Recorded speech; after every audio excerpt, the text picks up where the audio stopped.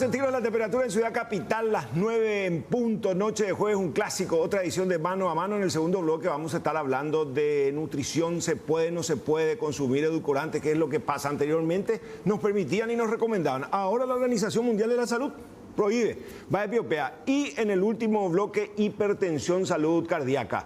Pero ahora, en este tramo, la salud del Poder Judicial con el ministro de la Sala Constitucional, Víctor Ríos. ¿Qué tal? ¿Cómo le va, doctor? Un gusto. Buenas noches. Bienvenido. Buenas noches, Roberto. Gracias por la invitación. En este primer bloque subimos todas las presiones. Subimos la presión, exactamente. El colesterol, todo. Pero usted 12-8 o no. ¿Extraña el Parlamento o no? Sí, sí.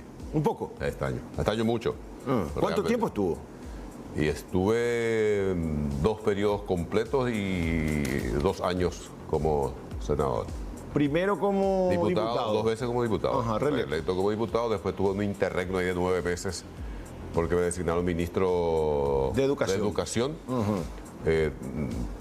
Después fui reelecto como diputado, posteriormente como senador. Ya, como senador. Y claro, promediando su mandato pasa a la Corte Suprema. 2 años. 2 años, sí. Pero estaba en condiciones, preparado, porque eso también en algún momento dado se puso en tela de juicio que sus pares le pasaron la mano como una suerte de acuerdo político. ¿Algo de eso hubo o no? Los cargos de ministros de Corte siempre implican a un acuerdo político, pero es imposible, porque ¿cómo van a votar en el Congreso si no hay acuerdo político? Eso hay que decir claramente. Yo nunca oculté pero aparte es imposible ocultar. Si te tiene que votar el Senado de la Nación, ¿cómo te vota sin acuerdo político? Claro. O sea que al final es una instancia evidentemente política y el cargo de ministro conlleva eso. Y realmente yo hasta ahora me quejo del Consejo de la Magistratura. Yo no fui bien tratado por el Consejo de la Magistratura. A partir de las críticas que hemos realizado al Consejo, por ejemplo, ahora han modificado su sistema de evaluación. Hoy los miembros del Consejo de la Magistratura explican ya por qué adjudican determinada puntuación, por ejemplo, en las audiencias públicas. Anteriormente no estaban obligados. No estaban obligados, y yo justamente cuestioné duramente eso. O sea, si yo estoy en una audiencia pública y alguien me está evaluando, entonces públicamente me tiene que decir: a usted de 20 le califico 7, como me calificaron a mí.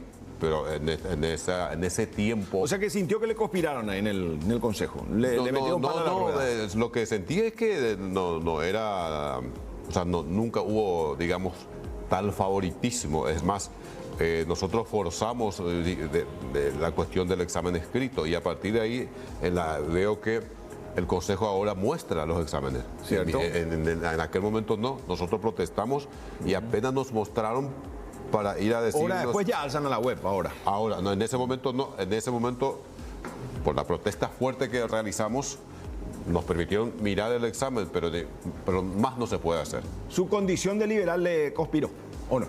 No, yo creo que ese prejuicio en contra del político. Del político. Entonces, porque el político está tan estigmatizado, no ahora, históricamente, eso... Les suelo decir a mis alumnos, tanto de grado y de posgrado: no repitan lo que escuchan todos los días. Vean los... O sea que la clase política siempre vino muy devaluada en Paraguay. En todo el mundo. Vean la prensa, lo que decía la prensa en 1900, en Paraguay, en Argentina, en Europa. Porque es manejo de poder. O sea, si uno hace política, es imposible que no reciba críticas. Y como dijo un expresidente de América Latina, como dice: si vos querés caerle bien a todo el mundo, dedícate a vender helado. No, pero hay maneras y maneras de... yo creo que pero si administras poder, sí. Si administras poder, cualquier decisión que tomes, ya sea, cuando digo poder, en este caso poder político, ya sea actuando en el poder ejecutivo, en el poder legislativo o en el poder judicial, cualquier medida que tomes, algún sector va a criticar. Claro, pero ¿es el poder nomás que naturalmente desgasta, o no toman el oficio de encarar bien y gestionar la cosa pública? Obviamente que desgasta, porque repito, cualquier medida que uno tome, siempre habrá un sector que critique. Después... y sobre todo... O sea, cuando se dice Cámara de la Vergüenza, es porque los políticos vienen disminuidos porque justamente hay un sector nomás que los estigmatiza. Siempre hay a ver, un proyecto de ley importante. Sí. Siempre habrá algún sector descontento. A eso se suman, lógicamente, Claro. los méritos que hacen también los políticos para ser ahí coincidamos, cuestionados. porque finalmente porque sí. también hoy nos dicen lo siguiente, no, antes, qué sé yo, no hay más un Eligio Ayala en el Partido Liberal. Y O no, un Gualdino Ramón y Loera. no va a haber, porque Eligio Ayala, Sí. hay que mirar cómo era la política en aquel entonces. El contexto. Eligio Ayala hoy no llega a diputado ni por Ñembucú. Por impopular. Porque, claro, oye, ¿cómo funciona hoy la democracia? ¿Cómo es hoy con este sistema de votación directa? Eligio Ayala no llegaba ni a diputado. Como muchos hoy de los diversos partidos que tienen la condición, pero no llegan doy con la otra. Porque hay, claro, hay una serie de factores. Rechazados, sobre no hay todo química. el factor económico. También. O sea, los recursos son cada vez más importantes. Es cierto que Entonces usted hay sigue, que entender los hablando de contextos. política, ¿usted sigue conscribiendo, militando o su condición no le permite? No, en absoluto. ¿No? Porque era que denunciaron en plena... Claro, por eso es que ahora, por ejemplo, voy a empezar a estar mal por las circunscripciones otra vez, sobre todo Paraguarí y Misiones. Yo durante la campaña electoral para las presidenciales prácticamente me encerré en la oficina y en mi casa para que no... Para evitar que se diga eso. Pero igual se dijo, Celeste Amarilla que dijo. Igual se dijo en algún momento durante las internas, pero cualquier gesto cualquier presencia en un espacio público mío, yo sé que podía ser interpretado, podía ser tergiversado, entonces para evitar esa situación prácticamente no salí de mi despacho y ahora sí, hoy justamente estuvimos por Paraguarí con el ministro Santander que me va a acompañar. Santander va a ser también superintendente, ya lo es. Vamos a trabajar, sí, ya es. De Misiones, Paraguarí y... No, en Paraguarí, me va a acompañar. Paraguarí. Pero usted tiene 3 departamentos. Yo estoy en Paraguarí y en Misiones. ¿Y en Misiones? Perdón, ¿y Ñembucú? Y en Ñembucú está el ministro Benítez Riera desde hace muchos años. O sea que usted en su valle no va a ser jefe entonces. No. Como es, me pareció que lo más ético, prudente y también ético es. Pero ahora van a rotar. Ahora se aprobó la ley para la rotación, son máximo que yo tengo que decir. Es lo que yo sostuve en el proceso de debate para mi designación como ministro de Corte. Hemos presentado con otros colegas ministros un proyecto de acordada en la Corte para que podamos rotar. Pero finalmente, sobre todo el senador Santa Cruz, creo que él, no sé con quién firmó Él un proyecto. escuchó y tomó eso como una él venía es miembro del Consejo de la Magistratura, conoce ya. muy bien cómo funciona esto, presentó y finalmente... ¿Y qué dice la norma? ¿Cada 2 años? Cada 2 años tiene que rotarse, por lo menos tenemos que ser 2 superintendentes por circunscripciones, me parece muy bien. ¿Circunscripción única o pueden llevar 2, 3? Podés llevar, pero tenés que estar en por lo menos 2. Bueno, pues yo Tienen puedo que estar estar un 2 periodo ministros. acá y después para allá y al final después ya me alcanza otra vez como para cerrar el círculo permanentemente sin salir de la zona. Pero la ley establece que por cada circunscripción judicial tienen que ser por lo menos 2 superintendentes. 2. Que es lo que nosotros estamos implementando. Porque antes ya. era como un unicato, ¿no? En algunos casos, en otros casos sí había más de un superintendente, pero dependía de la... Pero el ministro Garay acá dijo el senador Penner hace 20 años está en el Sí, Chaco. ¿por qué? Porque realmente es por ahí un poco fuerte lo que voy a decir. Nosotros, evidentemente el Poder Judicial tenía debilidad en construcción e institucionalidad. ¿Qué implica esto? Por ejemplo, para designación de superintendente no había ninguna norma, no había acordada, dependía de la discrecionalidad. Bueno, pero eso a lo mejor convenía también el estatuto. Pero a ver, Roberto, uno quiere construir institucionalidad. O sea, uno tiene que transmitir... Bueno, pero usted fue el que llevó esa propuesta de manera molestosa. A los otros así como que no les gustó hasta ahora. Lo mismo, bueno, nosotros estábamos discutiendo el proyecto de acordada en la Corte y finalmente el Parlamento fue más rápido que nosotros. Claro, porque si había predisposición, esa misma mañana podían ustedes definir. Claro, y además la ley establece que la votación para elección de autoridades de la Corte tiene que ser pública, igual que en el Parlamento. O sea que eso también se implementó ahora. Eso ahora está con... Y esos debates que son muy interesantes últimamente, incluso uno aprende, se academiza, ¿ya lo hacen antes el proyecto se debate o llevan ahí y en vivo e en directo? O generalmente lo bueno nomás ya se publica. En algunos casos sí, en otros casos no.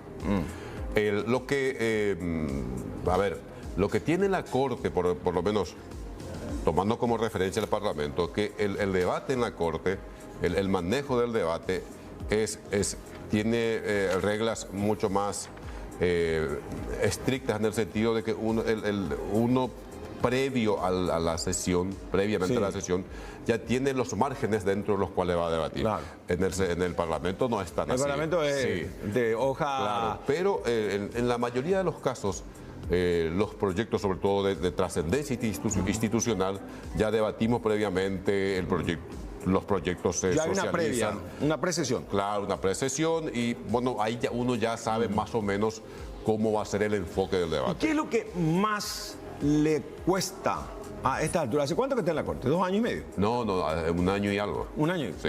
¿Qué es lo que más le cuesta?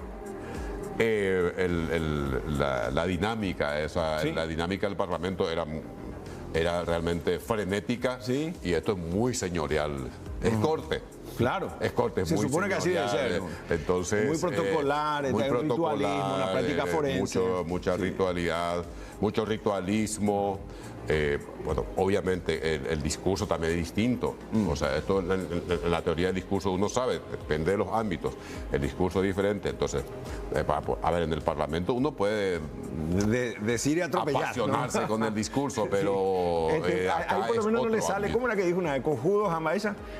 Arrieros acaba, yo por tiempo estoy como Sí, eso por ejemplo no podría decir un Sí. ministro, pues ya No, lo dijo. no, no Entonces, puede decir. de tanto en tanto Claro. recuperamos en los archivos de, Sí. de TikTok. Sí. La inteligencia artificial me parece una revolución, el debate se da a nivel mundial. Y usted instaló que se podría apelar a esa herramienta como para acelerar algunos trámites en la Corte y muchos le miraron de reojo, especialmente sus pares los más antiguos. Sí, pero ya estamos avanzando. Es un trabajo de USAID, que es la agencia de cooperación internacional del gobierno de los Estados O sea Unidos. que ahí venía de Norteamérica. esos organismos. No, el USAID había sido, yo no sabía tampoco, desde el 2018 creo que vino haciendo un trabajo de investigación sobre el proceso de admisibilidad de las acciones ante la Sala Constitucional. Terminó esa investigación con unas conclusiones muy interesantes y entonces a partir de ese estudio empírico plantea y dice, miren, aquí hay mucha lentitud en esta etapa Claro. y esto podemos O sea que, acelerar con un software si me deja que... entender, el doctor Víctor Ríos en el año 2022 Sí. votó así en el marco de esta casuística. Sí. Eso queda. Eso queda. Si se plantea algo parecido en el 2024, ya va a rescatar la inteligencia artificial ya y va a aplicar. rescatar, pero en este caso hay que decir claramente, lo nuestro es muy acotado.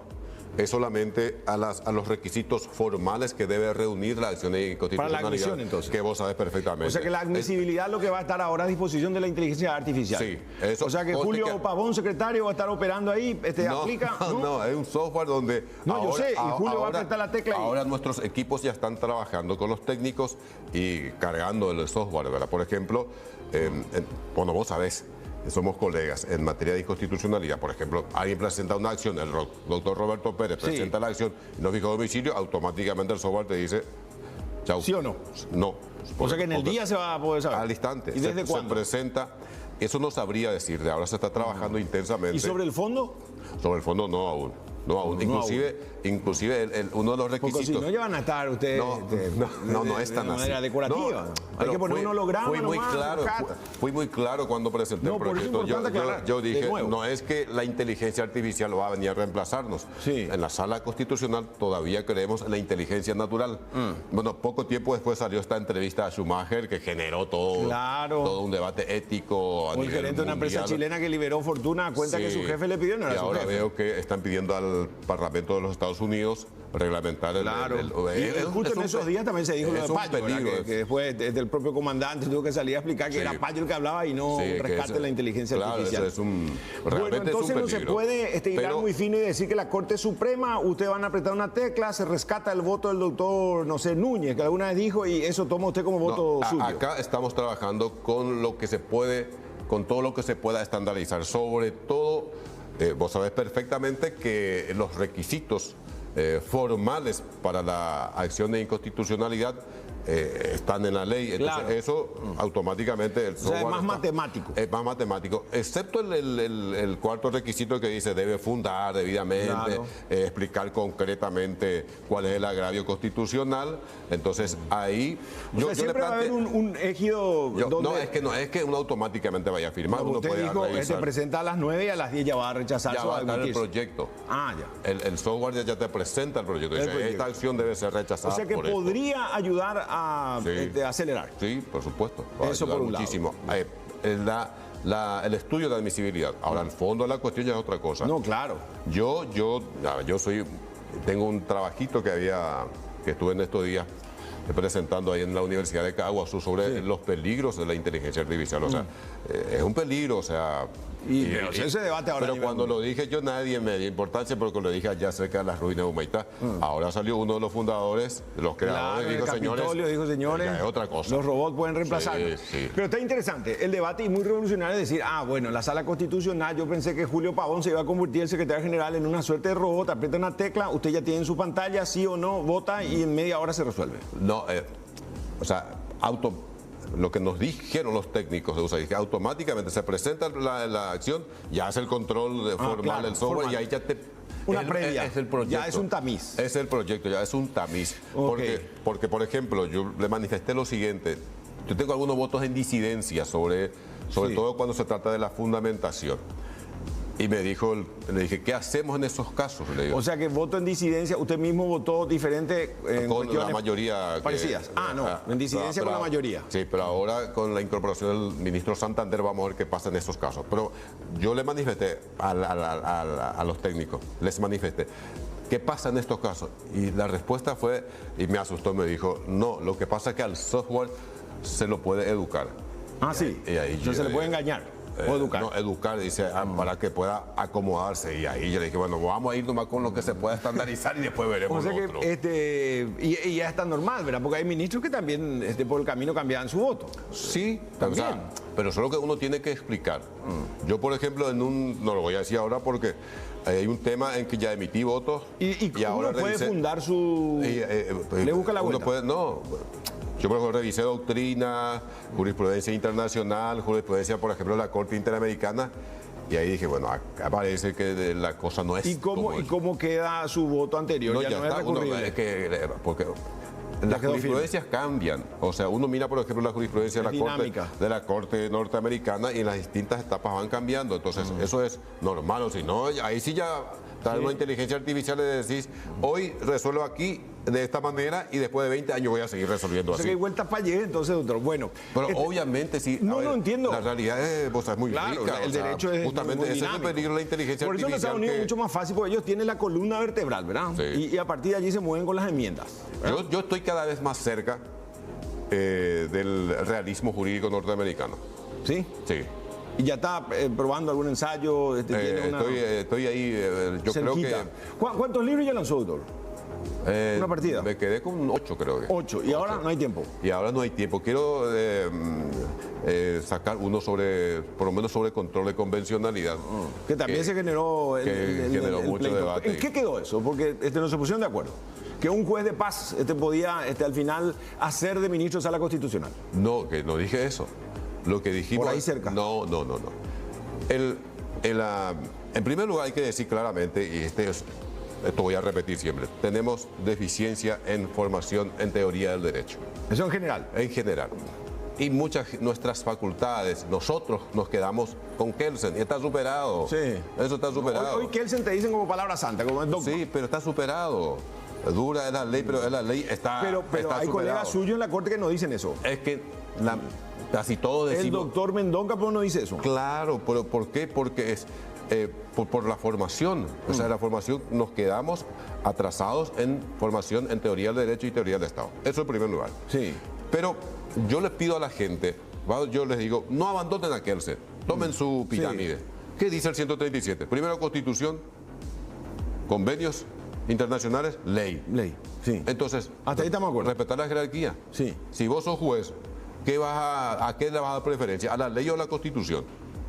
Pero ahí pues está, yo quiero darle a la Constitución, pero tengo que recurrir a la Sala Constitucional, yo no tengo la facultad de interpretar. No, porque el custodio de la Constitución es el Poder Judicial, claro, no es la Sala Constitucional solamente. Y la sala interpretativa del Poder Judicial es el juez desde el juez de paz, el ministro lo que puede hacer es, por ejemplo, el control de constitucionalidad exclutorio, es decir, esta ley es inaplicable por ley constitucional. Claro, entonces eso ya no puede hacer nadie más. Pero si Eso está solamente. vigente... Si está vigente, pero si yo me doy cuenta que contraría la Constitución, tengo que aplicar la Constitución. Pero eso no Sencillo. hacen pues los jueces, Y bueno, recurren a ustedes. pero hay mucha gente que está haciendo. Mira, Ahora ya hay. Sí, hay quien Se animan. Pero por supuesto es No, absurdo. pues yo hablé con la doctora Roberto, Elodia Almirón, es absurdo, camarista, y me es dijo, nosotros tenemos un caso en donde Sí. todavía no nos definimos exactamente cómo actuar, porque la mitad de la corte dice una cosa y la otra mitad dice una cosa.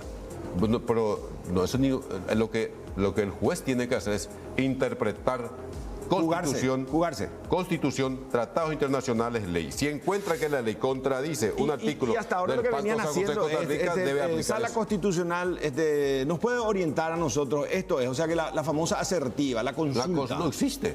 Pero ¿cómo ahora los de la concertación están recurriendo? No, es que no, lo que ellos están planteando es una certeza constitucional.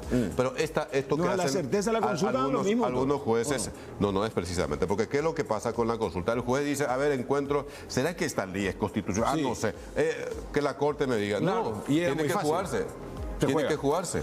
Así de simple y ¿Quiénes sencillo. otros ministros de corte entienden así? Yo creo que estamos en la misma línea con el ministro Santander. Ahora.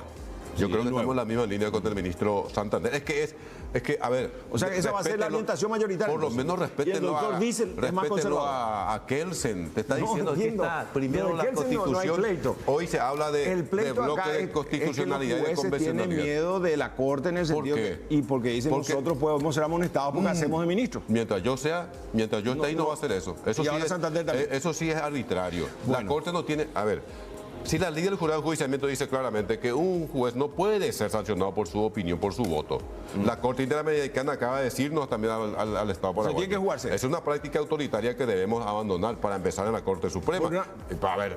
¿Cómo le voy a sancionar a un juez porque tiene una interpretación de... Esta es mi interpretación sobre la ley. Después de sobre la cuánto Constitución. tiempo es muy Pero nadie, rebelde la actitud. desde Sí. que yo estoy, a ningún juez se lo sancionó Pero desde por que usted su voto está, en la Corte. siguen recurriendo a la certeza constitucional, la consulta. Sigue recurriendo. ¿Y por qué a ellos no le dicen? Yo le digo Usted, directamente. un voto, y le dicen, El ministro dice, de acuerdo a los casos, va... pero ya también tiene una postura así medio... Pero yo le digo claramente, haga el control de convencionalidad, haga el control de constitucionalidad, remite. porque son magistrados Claro. y magistradas de la República. Como le dije a un amigo, no es el cuidador de caballo de mi papá.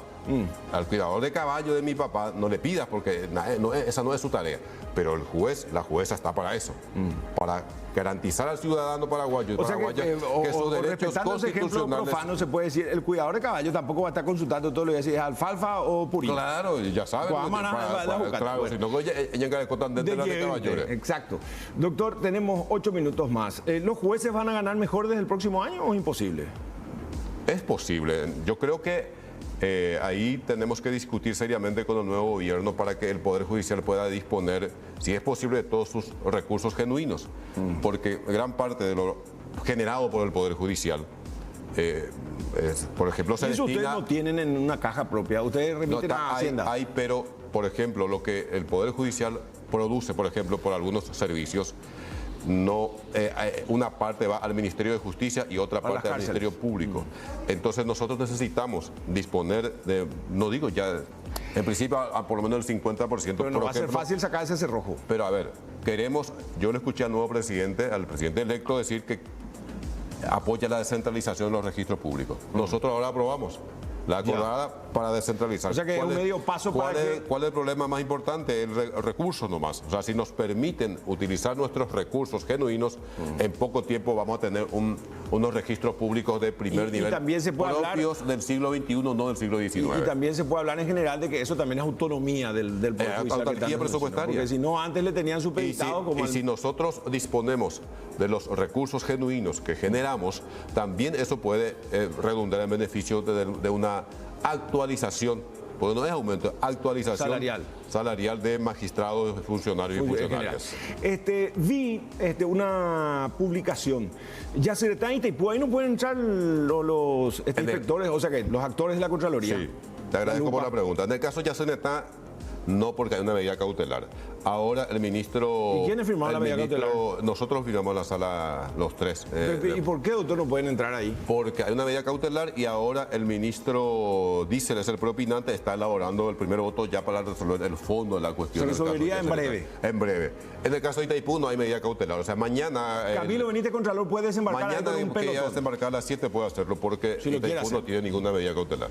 Esa ley está plenamente Y vigente. ya se le está, ¿qué evalúan ustedes para conceder las medidas cautelar, que es una medida de resguardo que hace años tienen? No, nosotros esto... 2 años. Yo creo que fue ya por julio que hemos dicho, porque son 2 leyes ahí. Entonces dijimos, generó una Vamos gran, a parar la pelota y generó una revisar gran discusión, vamos a parar la pelota, revisemos bien. Terminó todo el proceso de correr traslado al Ministerio Público, etcétera, etcétera, y ahora el ministro Diesel está preparando el primer voto. Y yo creo que ¿Y cuáles son las otras instituciones públicas que no permiten el acceso a través de esa medida? Casi todas, ¿no? Creo que el fiscal general, el doctor Rolón, anunció el retiro. Sí, pues la doctora Sandra, ¿qué planteó? El blindaje. Sí, y no sé qué otra institución. Y si una institución ya tiene esa acción, ya queda per secula seculorum No, sin la posibilidad creo que todas las instituciones lo que tienen son medidas cautelares. Entonces, o sea que pero ahora vamos a resolver el fondo. La postura de ustedes servirá de rebote para que aceleren. Sí. Lo de Yacenetá en poco tiempo vamos a resolver. Ya. Sí. Bueno, y en cuanto al jurado de enjuiciamiento magistrado, también las publicaciones refieren que se dispone el enjuiciamiento de un juez 6-7 meses después recién se le avisa. ¿Ustedes no le piden una explicación al ministro Parr, que está ahí como ojos y oídos de la Corte Suprema en el jurado? La verdad, ese tema puntual no. Lo que nosotros dijimos ahora es, a través de una acordada, es que, por ejemplo, la suspensión de los magistrados tiene que, no puede exceder de 180 días. Así se ha pedido el jurado de enjuiciamiento. Y en el caso de una acción de oficio, digamos, de la Corte, hasta 60 días. Porque ¿qué es lo que ocurre? A un magistrado o una magistrada se la suspende, sin goce de salario, que para mí es inconstitucional, pero hasta ahora estamos ahí discutiendo, sin edie. Entonces, ¿qué ocurre? El doctor Roberto Pérez, magistrado, él está suspendido sin goce de salario, pero no pierde su condición de magistrado, entonces no puede dedicarse a ninguna otra actividad. Está en una situación peor de la docencia. Algunos no son docentes. Entonces, ese magistrado, esa magistrada, en esas condiciones está peor que los esclavos. O sea que, porque a los esclavos los dueños lo cuidaban bien, lo alimentaban bien para tener fuerza y trabajar. Depende, ¿no? Sí, no, pero tenía que producir, entonces. Pero acá el magistrado o la magistrada dice, usted no puede hacer otra cosa, pero no cobra su salario. Pero la Constitución no autoriza eso. Hablando de Constitución, están los magistrados que por Constitución cobran. Eso también ustedes pidieron un informe, ¿no? Que había sido no se puede cobrar. No, pero eso es de constituir, no de Constitución. Pero aprovechando el sinónimo nomás. Hoy la Nicoteña, hoy le sueldo porque cobrando por la Constitución. Ahí tengo que decir, en realidad, hay una propuesta muy interesante que me planteó el doctor Esquivel, presidente de la circunscripción judicial de Paraguarí, que es bancarizar los pagos. Ahí solucionamos. Pero ¿se puede o no se puede cobrar? Pues la doctora Carolina dijo que no está. No, los jueces de garantía no, aclaró expresamente la doctora Carolina. Claro. Lo que pasa es que ¿cómo probás? En lo civil sí puede. Pues en lo civil sí están bien establecidos los casos. ¿Y los de garantías? Y no, dijo claramente en la sala penal. Pero hay jueces de garantía que se iban y cobraban para ver, acá en este departamento va a estar Roberto Pérez, ok, sí. Y ahí recién evaluaba si correspondía o no la reposición. El mensaje fue muy claro. Y al bancarizar lo que se va a hacer es sencillamente saber cuánto es lo que se cobra y hacer la trazabilidad. Claro, hacer la trazabilidad. Ahora ni expedían recibo. Nada, no hay nada. Igual que en el tema de los registros te dicen, uno desconfía de los funcionarios. Uno no desconfía de los funcionarios. El problema es sistémico. Cuando tu estructura institucional es opaca y es una estructura propia del siglo XIX, por supuesto que se presta a corrupción y a la desconfianza. Eso vamos a modificar. Hay sistemas que de alguna manera permiten el status quo y mucho de claro, juego, entonces en ese sentido el tema de la incorporación de la tecnología digital es muy importante porque ayuda a la transparencia, verdaderamente. Pero aclaro que no es que nosotros estamos pregonando que la inteligencia artificial... No, yo pensé que iba a ser un holograma, un Víctor Ríos rubio, si viene, y directo ahí ya. Si bien es poca nuestra inteligencia natural, todavía pero por lo menos se confía. Pero anteayer hubo una reunión, yo no pude participar, del Pleno de la Corte con la gente de la UBA de Buenos Aires, justamente para discutir el tema de la inteligencia artificial. O sea que eso ya toda la región va a ser. En el Poder Esa es la Judicial. orientación. Sí, pero hay que ver el límite. Okay. Yo no creo claro, que un supongo, algoritmo sí, te pueda resolver absolutamente todos los casos. O sea, un algoritmo que te resuelva la pelea de Roberto Pérez con su señora en Asunción y de Víctor Río en Ñembucú, me parece que es medio complicado. Claro, por eso es muy importante que en el fondo siempre esté un ser humano por detrás de todo. Por lo menos hasta que lleguemos a la denominada sociedad posthumana, que sí, espero que ya no que estemos no sea como nosotros. la posverdad, ¿no? Que no sea como la posverdad. ¿Cuántos años tiene ahora, doctor? 52. O sea, 23 años más puede estar en el cargo de ministro. Sí, pero no voy a estar 23 años. ¿Y más. cuánto tiempo más, si Dios le permite, quiere estar?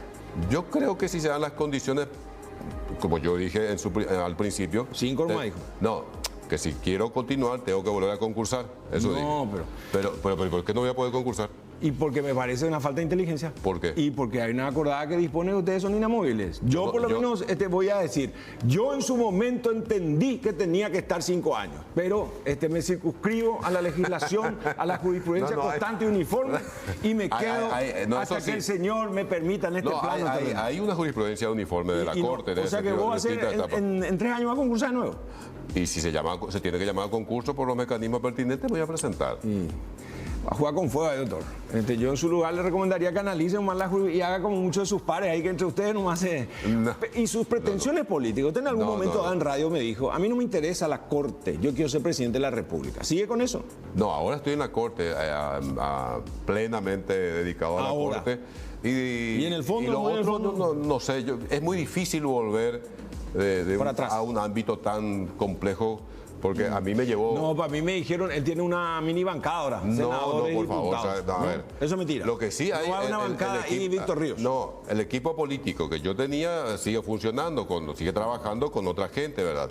Pero lo que a mí me llevó más de 20, como 30 años, más de 30 años construir una carrera política, bueno, ahora salí y cómo empezar de vuelta, ya no tengo y mucha gente que está empujándose para llegar a la Corte y vos decís, no, hace 2 años que estoy, puedo estar hasta los 75, pues yo voy a concursar otra vez.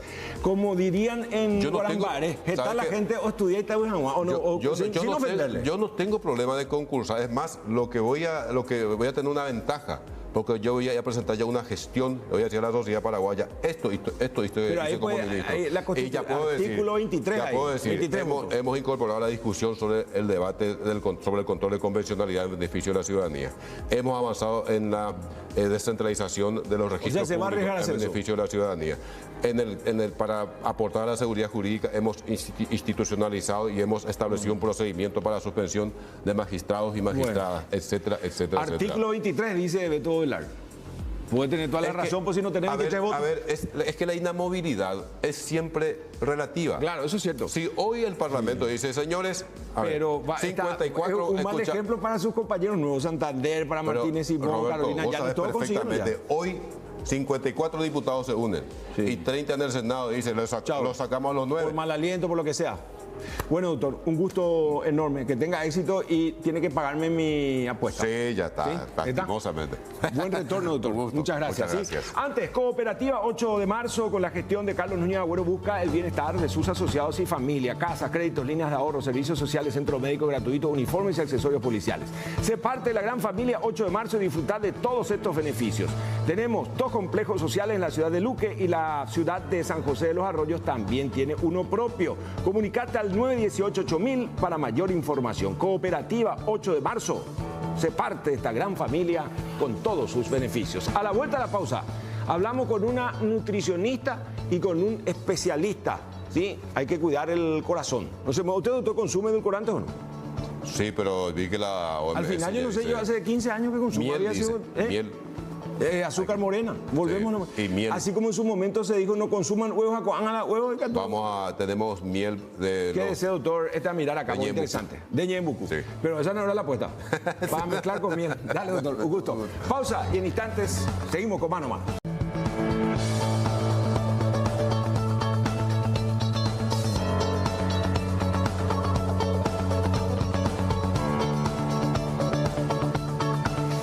Licenciada Patricia López Soto, ¿cómo le va? Un gusto, bienvenida. ¿Sí? Mucho gusto, súper bien. Bien, estamos Bien, bien. ¿Trajo algún edulcorante, azúcar morena? Vamos a aprender mucho con usted. Doctor Abdón, ¿cómo anda? Bienvenido. Bien. Gracias, Roberto. Gracias por la invitación, un gusto. ¿Semana de la hipertensión o está mal llamada? Sí.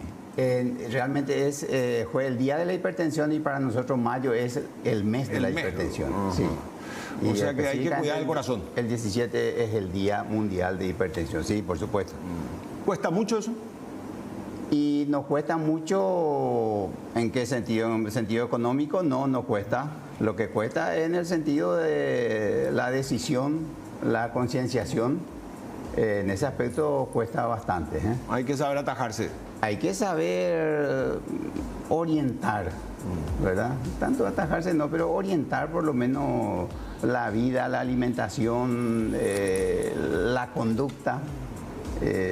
Eso es sumamente importante. Conducta desde el punto de vista, inclusive, relajarse, evitar las tensiones, evitar las exageraciones, sobre todo las exageraciones. ¿En qué orden las tensiones, el factor congénito, la comida? ¿Hay un elemento determinante o no? Sí, hay un elemento determinante en el sentido de que la herencia es importante de la hipertensión. Los hijos hipertensos, si padre y madre son hipertensos, con mucho más probabilidad. Realmente viene con ese sello ya. Claro, pero eso se puede evitar, se puede contrarrestar, sobre todo si uno cumple las indicaciones, las recomendaciones, cuáles son las de cuidar la alimentación, elegir el tipo de alimento que uno va a consumir, evitar el sobrepeso. En Paraguay no estamos nada bien, más del 50% con sobrepeso. Y obesidad creo que está por los 23-25%. Licenciada, arrancamos un viernes el choricito con mandioca, el sábado generalmente el asadito, domingo tallarín y el lunes llorador puchero. O sea que funciona así que el motor hasta los 50, 60 años, ¿no? Funciona. ¿Y cómo hacer, doctora, para cambiar ese chip? Y así como está diciendo el doctor, tiene que venir de un deseo fuerte de cambio. Uno tiene que pensar qué quiere en esta vida. Y si queremos llegar a ser adultos mayores con calidad de vida, no nos queda de otra que hacernos cargo de nuestra vida hoy, ¿verdad? ¿Desde qué momento? ¿Desde la niñez? Desde siempre, desde la niñez. Yo te diría desde la concepción. Desde que una madre tiene el deseo de concebir un hijo, tiene que convencerse de cambiar hábitos, de programar una alimentación, porque son 9 meses que van a impactar en la vida de todo un ser. Claro. ¿verdad? Entonces, la responsabilidad ahí, es ¿no? una responsabilidad y te puedo decir que nuestras mejores pacientes son las embarazadas porque ya uno piensa en el otro. Sí. ¿Es por la silueta, por evitar el sobrepeso? No, ¿O son, ya por se los incorpora? factores, son por los factores que, como dice el doctor, hay factores que son no modificables como nuestra cara genética, pero el estilo de vida es totalmente modificable. Entonces, si una mujer decide ya en el embarazo planificar una alimentación y mejorar una variedad, por ejemplo, de selección de alimentos, como decir, bueno, antes no me gustaban comer frutas y verduras, pero voy a hacer un esfuerzo. ¿Por qué? Porque todo eso va a impregnarse en la placenta y el bebé va a empezar a recibir toda esa variedad de gustos, sabores. O sea, es una preparación que empieza desde el embarazo, ¿verdad? O sea que como que uno ya va moldeando también la futura conducta mismo. Y alimenticia. luego, desde el nacimiento, tenemos el primer encuentro con el paladar dulce, de lo que vamos a hablar, que claro. es la lactancia materna, que es nuestro primer encuentro con lo dulce, con lo palatable, con lo rico. Después empieza la introducción de los alimentos en el niño y yo te diría que desde ahí O sea que es cultural. empieza. O sea Es que cultural. si de entrada, luego a los 12 años le das una rica empanada, entonces ya probablemente Sí. jalone su existencia con eso. Exactamente, desde ahí empieza a ponerse complejo todo. Pero vos te vas a una escuela, es muy difícil conseguir. Ahora sí ya van alternando con dietas más nutritivas. Es Eso muy también. difícil, Roberto. Yo te diría que es una lucha Permanente. súper difícil, permanente. De lo que yo te puedo comparar, de que nosotros vivimos acá en Paraguay y tengo mejores amigas que viven en el extranjero, que están en Barcelona, que están ejerciendo la profesión y ella me muestra lo que es un menú de su hija en su colegio. Es diferente. Totalmente Ayuda diferente. mucho. Y cosa que acá muchísimo. tenemos tantas frutas. Doctor, la nutrición va de la mano con todo lo que significa la salud cardíaca, ¿no? Por supuesto, sobre todo en el tipo de alimentación, si pudiéramos hacer que sea una moda, porque en Paraguay seguimos mucho la moda, de que la embarazada ya empiece a cuidar su alimentación pensando en la vida del chico y después a su hijo continuara con ese cuidado, solucionaríamos muchísimos problemas. Pero lamentablemente, no sé si habrá muchas embarazadas que piensan así, creo que pocas, y menos todavía en la alimentación del hijo. El hijo, los chicos acá comen mal, comen muy mal. Sí. Y eso es una costumbre, es una costumbre. O sea, la obesidad bajó de rango, ¿no? No, la obesidad no ha bajado de No, rango. pero digo de edad, etaria. Ya hay niños obesos. Sí, Hay niños obesos, hay niños obesos con, Mucha hamburguesa, con la mucha polución gaseosa. de los juegos didácticos, juegos... Los play y compañía, los play, ¿no? Eso, la actividad física más la pandemia que tuvimos, que no podíamos salir. Ahora el riesgo de salir, la peligrosidad de la calle, de los parques. Entonces hay excusas para O sea no que la moverse. cibernética en ese caso conspira, ¿no? Conspira bastante y eso que debería ayudar, porque debería Claro. de mostrar qué hacer. Y hay gente que utiliza realmente que a su hijo Como una le pone herramienta ahí válida. como una herramienta válida, pero no es una moda. Hay que incluir como una moda, no como una obligación, porque Cierto. la gente la obligación no cumple. O sea que hay que saber encarar eso Hay que saber psicológicamente. encarar ese psicológicamente, me parece que eso va a ser importante, porque por la boca entran las enfermedades. Cierto. Y eso con el COVID al menos nos percatamos de que efectivamente es así. Así mismo. Entonces, la alimentación, el sobrepeso y la sal. La sal. La sal. Acá nadie quiere comer sin sal. Y nosotros no recomendamos sin sal, particularmente yo y los colegas que trabajamos juntos, no evitar las Disminuir. exageraciones, disminuir. ¿Y qué otras Disminuir. opciones tenemos, licenciada, si no es sal? Especias. Especias. ¿Se puede eso también, doctor? Se Así como- puede, sí, se puede. Todo lo que Tranquilamente sea uno. natural. ¿Y el café Maravilloso. sin azúcar? También. También. Una opción. Doctora, Sin cafeína hubo- también. se generó toda una Es confusión mejor, acá. El doctor también va a acompañarnos. En esta semana la Organización Mundial de Salud prohíbe el uso de edulcorantes. Eso acaparó las redes y uno miraba y no era que los edulcorantes ayudaban a bajar de peso y que finalmente era más saludable que el azúcar blanca. Es así. ¿Sí? Hasta ahí veníamos así, Veníamos con ese chip. así. ¿Y después qué pasó? Patean el tablero. Y la verdad que lo que hizo la Organización Mundial de la Salud fue hacer una publicación sobre una revisión sistémica que hicieron, que se hizo verdaderamente en el año 2019, y ahora fue como una nueva revisión y fue hecha la publicación. Yo creo que se habrá parado eso por el tema de la pandemia. Entonces tiene muchísima controversia. Claro. Controversia, ¿por qué? Porque cuando uno se pone a leer el documento, yo lo hice el día de hoy, es bastante extenso, te habla sobre cómo fueron seleccionados los estudios, del total de estudios que ellos buscaron, que en un principio fueron como 8.000, se quedaron como 286, y hay estudios que tienen una mayor validez científica, ¿verdad? Que tienen, no te quiero ya confundir con los Claro. nombres, ¿verdad? Pero hay otros que no tienen mucha validez científica. Entonces, en relación a hablar sobre efectos a largo plazo, como ellos dijeron ahora, que el uso de edulcorantes no calóricos, y lo llamativo fue que metieron en la bolsa a toditos, Todo, sí. incluidos los naturales, entonces hizo como muchísimo ruido, Claro. porque decimos, Yo hoy tomé mi café sin azúcar, sin nada, sin edulcorante, porque estaba estamos desesperado. diciendo con el doctor que la obesidad es una enfermedad crónica súper compleja. En el mundo entero se vive una pandemia.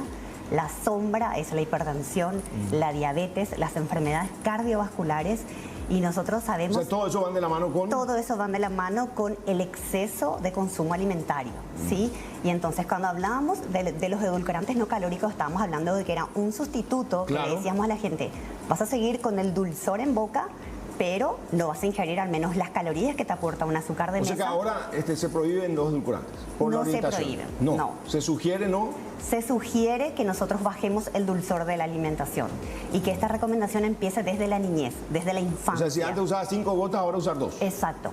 Bajar la cantidad, porque no es una recomendación fuerte, porque la evidencia científica no es fuerte. Tampoco es muy determinante. Exacto, no es ¿Y es muy KGE o determinante. cualquier...? Verdaderamente, si nosotros... Repetime los químicos, a mí me costaba Sí. tanto. ¿Cuáles son? Son ciclamato, Sí. sacarina de sodio, Sí. aspartamo, Sí. acesulfámica de potasio, Todo eso consumíamos ahí en una y gota. con muchas mezclas. ¿Y ahora? Y stevia. Hay ¿verdad? diversas opciones. ¿La Sí. stevia que es bien nuestra es más amigable o no? Exacto, porque cuidan también la microbiota. ¿Sí? Entonces, como yo te decía en radio, el monk fruit también, que acá no tenemos No tenemos, acceso, pero tenemos el café. que tenemos el KGE, que son hoy los edulcorantes que más se recomiendan en el mundo entero. Entonces, si hoy decimos dejar de consumir edulcorantes, verdaderamente esa no es la opción si nosotros queremos preservar el dulzor en boca. Claro. Ahora, sí, vamos a seguir tal cual como dice lo que dice las recomendaciones, que los estudios que ellos analizaron, lo que dijeron que no encontraron beneficio en las revisiones sobre que los edulcorantes no calóricos ayudaran a perder peso y que eso a largo plazo encontraron asociaciones negativas con factores de riesgo de enfermedad cardiovascular, riesgo de padecer diabetes, de enfermedad coronaria a futuro. Pero cuando uno se pone a leer los estudios, es súper vidrioso porque te dice, de 2 estudios vimos esto, en 4, 5, 6, 8 no vimos nada. Doctor, ¿y el azúcar es perniciosa para la salud cardíaca? Directamente no, ¿verdad? Pero sí indirectamente porque predispone a la obesidad, ¿verdad? La obesidad, sí, eso es. Y también los productos muy elaborados, las tortas, los confites, ¿verdad? Azúcar quemada que utiliza, ¿verdad? Muy elaborado. Eso sí aumenta el triglicérido, que posteriormente se convierte en colesterol. Entonces, de ese lado sí es perjudicial. ¿Y el cigarrillo?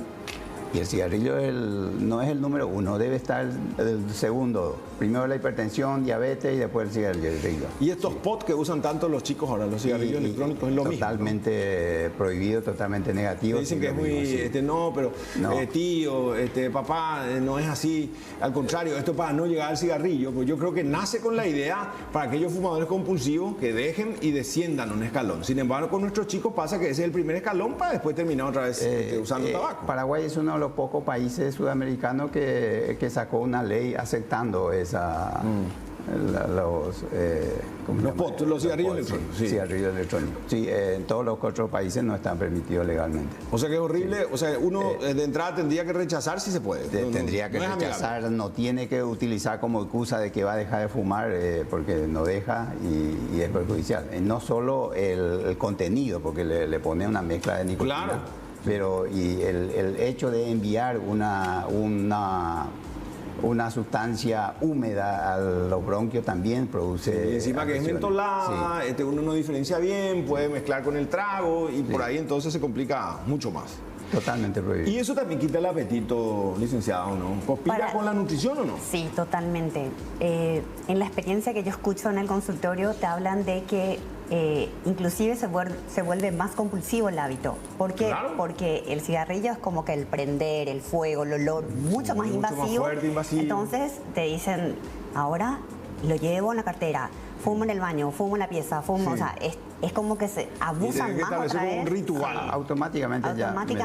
Sin embargo, el otro, uno puede estar en el colectivo, manejando en la oficina, puede estar haciendo el noticiero disimuladamente, pues depende de la bocanada para que salga más o menos. Exactamente, y eso cuando uno lo deja y tampoco trabaja una educación nutricional, también el efecto va a ser el aumento de peso, porque trabaja la misma vía adrenérgica que genera placer, que es dopamina. Entonces hay que tener muchísimo cuidado cuando uno... O sea que en términos nutricionales también conspira. También conspira. Y si uno ya vino torcido, 40 años, ya comí mal, ¿nunca es tarde para hacerse de buenos hábitos? Nunca es tarde. ¿Se puede? Se puede. Y si a mí me gusta demasiado el puchero, ¿cómo hago? ¿Se mezcla? Se come, se prepara mejor. La verdad que tenía mucha grasa, o sea, depende de la carne. Depende de la carne. Depende de la carne que le pongas. Las verduras depende que de la sal que le pongas. Sí. Sal. Sí. La sal, cuando se dice parece que... no, sal nomás. Sal luego sí que, ¿no? Sal luego sí que, pero reitero, no es sin sal. Es poca sal. Las exageraciones, así como el edulcorante, las exageraciones... El toro, como se dice en las estancias, no. Ya no, es de poner al costado... O sea, el toro termina por el camino. Al costado del platito ese y agarrar la carne y... ya no. Ya. ¿Y los chorizos, los chacinados, No es saludable ningún tipo de chorizo. Tal vez el pancho, dependiendo de qué se produce, porque uno nunca sabe muy bien de qué utiliza específicamente para eso, no son saludables. Sí, ahora los chorizos, sobre todo los parrilleros, que tienen muchísima grasa de origen animal. Y por eso son más ricos, ¿no? Y probablemente, ¿verdad? Doctor, ¿por qué se dice que la presión alta es una enemiga silenciosa? Bueno, ese es un tema que mucha persona dice que sabe cuando le sube la presión. Cierto. Porque dice que le duele la nuca, le estira el cuello. Sí, pero no es así. puede que por otra razón, por un estado tensional, preocupación, el trabajo, la posición del trabajo, eso haga que haya contractura muscular ahí. Y cuando hay dolor, lógicamente la presión también reacciona y sube un poco.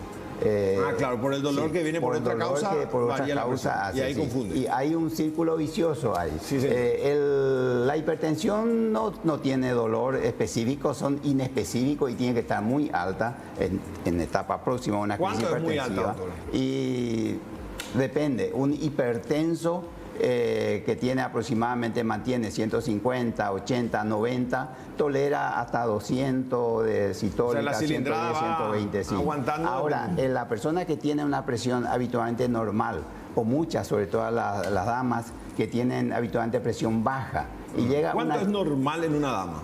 El 12-8, ¿no? Para todo el 12-8. Para todo el 12-8, ideal. Ideal. Ideal, sí. Y normal es por debajo de 140-90. Por el 140-90 ya es hipertensión, grado 1. Y 140, ¿qué sería? 11. la sistólica, 140 sería 14. 14. 14 Sí, sobre asusta. 9 sería. No, 14 sí, 9, 140-90. Entonces, pero tampoco uno debería de preocuparse mucho si es que no suele tener presión alta y le encuentran 140-90. Hay que ver por qué subió esa presión. Puede ser por un estado tensional, preocupación, consumió mucha sal. Entonces, lo primero es ver un poquitito, parar la pelota, como dice la gente, y ver qué es lo que está pasando.